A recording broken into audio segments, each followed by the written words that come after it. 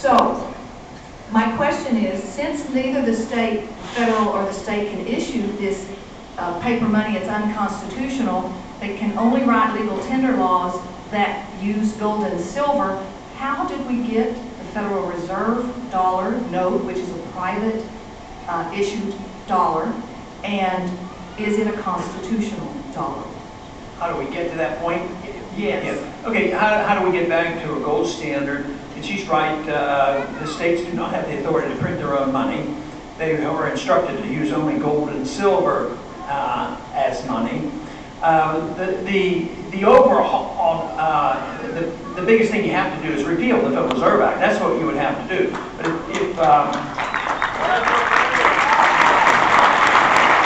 you repealed this in one day and tomorrow you didn't have a Federal Reserve, you'd be looking for more trouble. It'd be chaotic and would be blamed for it. So you do want to work on transitions. You want to work out of it. And this is why I suggest that you, and I even brought that up with Bernanke this week, just legalize the Constitution. Let us have our gold and silver. If we don't want to use that paper money, it would work.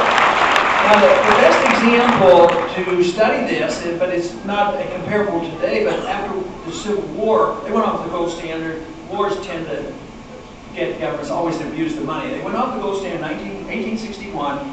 And then they printed greenbacks, and of course it lost its value and gold price went up. But in 1875 they wrote a Restoration Act in a 3-year transition period. So they started withdrawing greenbacks, they balanced the budget, they weren't fighting wars overseas, they didn't have a welfare state, and back then they actually believed that the government might do what they tell them, so there was trust restored. And after 3 years, the price of gold went from $200 an ounce down to $20 an ounce, and it was a non-event. Then they went back to using, and they didn't use, you don't have to use gold coins, but you have to use a certificate, you know, a promise to pay in silver and gold. So it was a non-event. You could work that, but we're not that far along.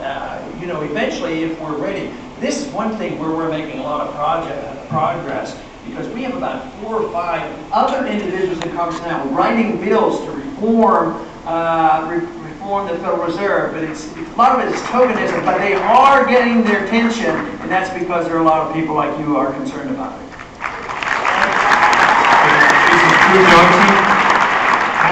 As president, how would you address the rising costs of college education? How would I address the subject of the rising cost of college education? Get rid of the Federal Reserve. Because, you know, the other day people talk about the price of gasoline. They say, what are you going to do with the price of gasoline? Well, the price of gasoline, you know, goes up because the value of the dollar goes down. But if your wages went up equal, let's say the government increases the money supply by 50%.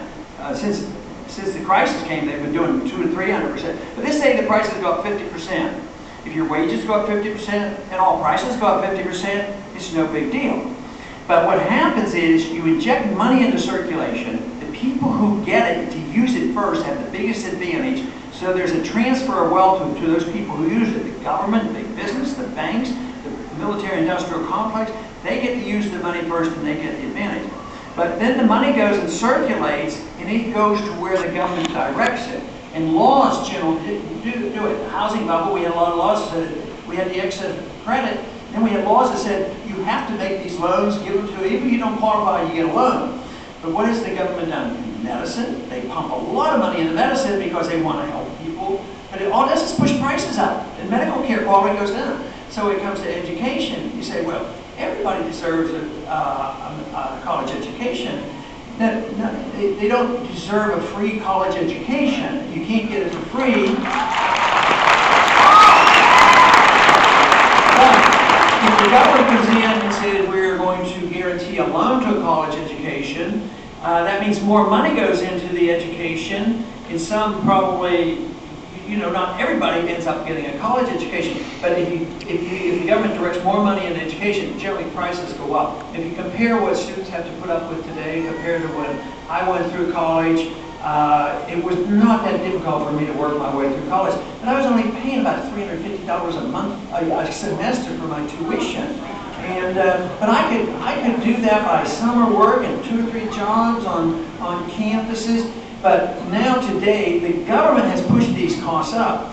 And what have we gotten? We get poor education, it's very expensive, and now students are indentured serfs, and what they are, they're getting out of college, they owe $1 trillion, they owe more money than on our credit card. It was a very bad system. It was all done for, well-intentioned. Everybody needs a house, everybody needs free education, everybody needs free medical care. But it doesn't work. You have to have the market do it. So you really want to get the government. The best thing I can do for a student now is, because I meet a lot of them, and they say, yeah, I got sucked in, I owe $25,000, $50,000, I've been in school all this time. And of course, the big problem is they don't have a job. So the best thing to work our way out of this is for government to straighten up this policy, quit spending this money, quit printing the money, deregulate, lower the taxes so you can get a job. That would be the best thing. Our next question is from Steve Shannon. Yeah, I had a question about if you could share with us some of your favorite, most inspirational books, both fiction and nonfiction. And also, did you bring a bicycle? I didn't bring my bike today. I did get on a ride a bike yesterday, so I felt good. I usually do that routinely. But anyway, the books, I have not read much fiction. I've generally read, and I guess it's sort of silly, but it entertained me. I've read a lot of economic textbooks, and I find it so fascinating because I've come across the Austrian economists, and they've been right. It's always great to meet people who are right. But I started reading Austrian economics in the 60s, and they talked about monetary issues, and they said, we're printing too much money, we're spending money overseas, and we will never be able to maintain the pseudo gold standard, which was Bretton Woods at $35 an ounce. We Americans weren't allowed on gold, but foreigners could come and put $35 down and take an ounce of gold. We had 700 million ounces of gold. It went down to about 262 where we are now, and they finally had to quit, which meant we declared bankruptcy. But the Austrians were predicting this. So in 1971, when it happened, it was sort of a real eye-opener to me, and that's when I decided to start talking out publicly about, economic policy. But it was Mises in Human Action and Hayek's The Road to Serfdom.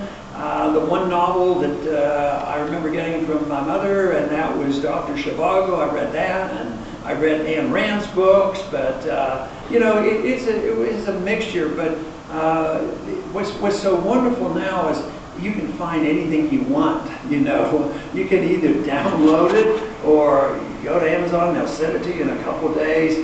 Where when I was looking for it, and I think not everybody will do it, but I imagine a lot of people in this crowd would. Is just want to know how things work and why they work.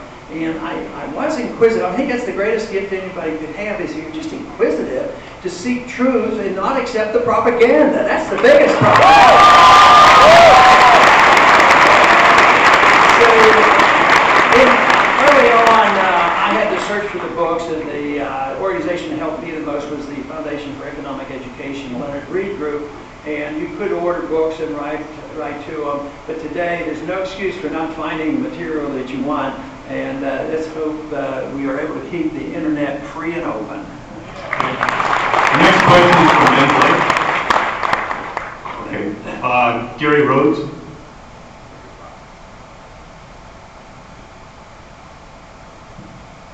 Hey, thanks so much, Doctor, for all your tireless efforts. And I was wondering if you were going to sing for us. No, that's not my question. Hey, it worked for some people. I wish I could. No, I was just wondering if you ever think that there's a time when it's appropriate to put your party ahead of your principles. Never.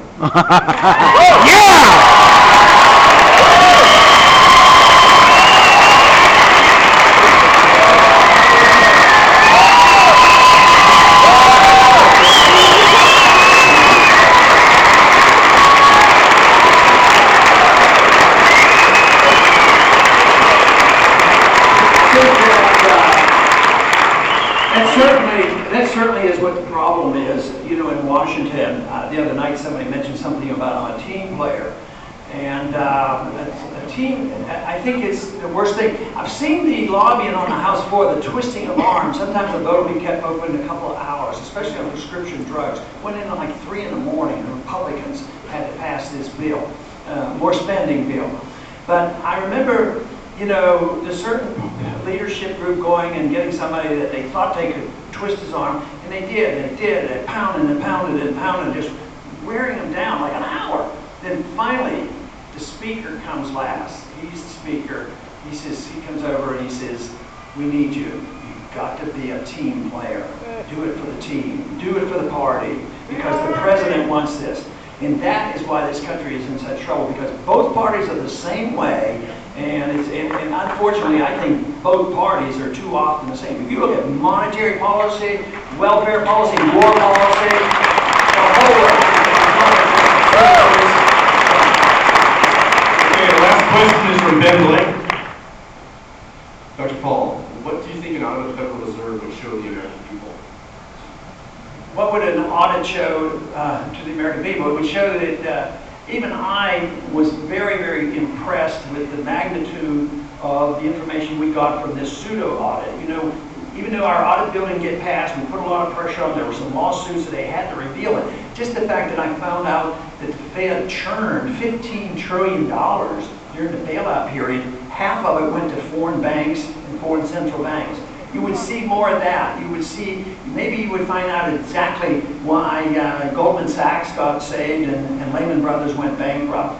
This is the kind of thing. And who are the privileged people and how much really involved? Because it isn't a net amount. It's they loan, they bring it back, it's churning, it's back and forth, but it always takes it away from the marketplace.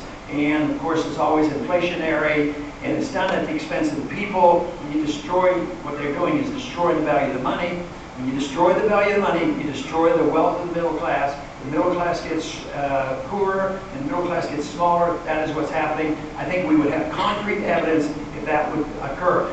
And about 80% of the American people, liberals, Republicans, Democrats, everybody say, why don't you guys know what's going on? But they've always preserved this, and the Fed has gone away with way too much because they always got credit for good times. Bad times came and they got credit for getting us out. But they don't. They do give you an artificial boom period, you know, when it looks good. But they should be blamed for the recessions, the depressions, the unemployment, and the inflation, and big government. Because big government couldn't grow. You couldn't fight these wars if we had to pay our bills. Who the special interests are.